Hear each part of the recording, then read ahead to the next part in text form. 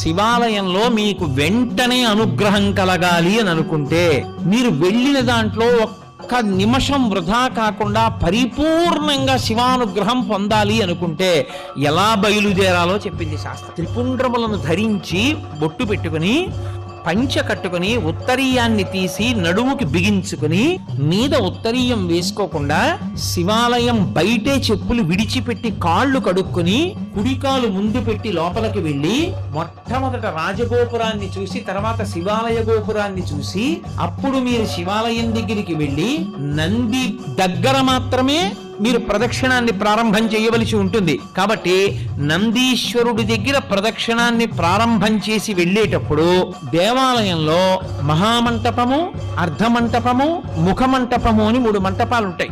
ఈ 3 మంటపాలు దేనికి గుర్తు అంటే స్థూల సూక్ష్మ కారణ శరీరములకు గుర్తు. ఈ 3 శరీరములను నేను